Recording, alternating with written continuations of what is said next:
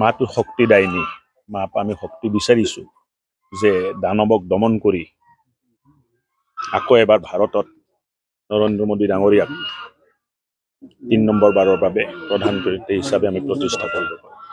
কিন্তু লোকসভা নিৰ্বাচনক লৈ কেনে তৎপৰতা?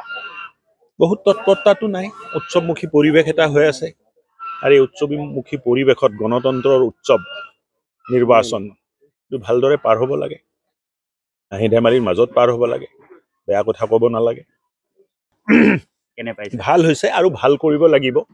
ঢেকীয়াজুলি গুপ্তেশ্বৰ মন্দিৰৰ পৰা আৰম্ভ কৰি উত্তৰ পাৰত মা আৰু বাবাৰ বহুত জাগৃত স্থান আছে।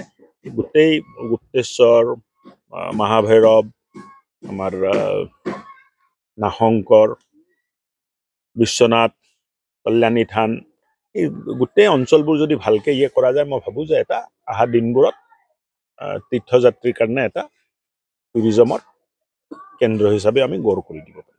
মই এটা কথা কৈছোঁ যে প্ৰায় ৩০ বছৰ পিছত অসমত এক পৰিৱেশ আহিছে, আৰু এই পৰিৱেশটো হ'ল যে অসমখন নিজৰ ভৰিত থিয় হ'ব খুজিছে, অসমখন আত্মনিৰ্ভৰ হ'ব খুজিছে, অসমৰ নৱপ্ৰজন্মই এক সপোন দেখি আছে।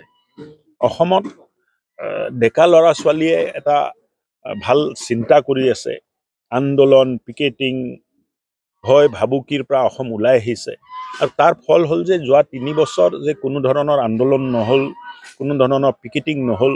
টাটাৰ নিচিনা কোম্পানীও জাগিৰোডত ছেমি কণ্ডাক্টৰ বনাবৰ কাৰণে ২৭,০০০ কোটি টকাৰ ইনভেষ্টমেণ্ট তাত কৰিব গৈ আছে।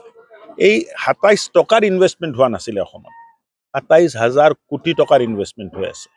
আৰু এইটো সময়ত ভয় ভাবুকি সৃষ্টি কৰা, আন্দোলনত ধমকি দিয়া, তাৰ অৰ্থটো হ'ল যে এই নৱপ্ৰজন্ম নিবনুৱাসকলৰ আশা আৰু আকাংক্ষাত কুঠৰাঘাত কৰা হৈছে। মই ভাবোঁ যে এইটো ভাল নহয়, এক ভাল পৰিৱেশ হৈছে, আৰু এই ভাল পৰিৱেশত আমি সকলোৱে আগবাঢ়ি থাকিব লাগে। আৰু এই পৰিৱেশটো যদি ভাল হৈ থাকে, টাটাৰ পিছত বেলেগো আহিব আৰু অসমৰ এটা ভাল উদ্যোগীকৰণ হ'ব বুলি মই ভাবোঁ। কণ্টেষ্টে নাই বাবা,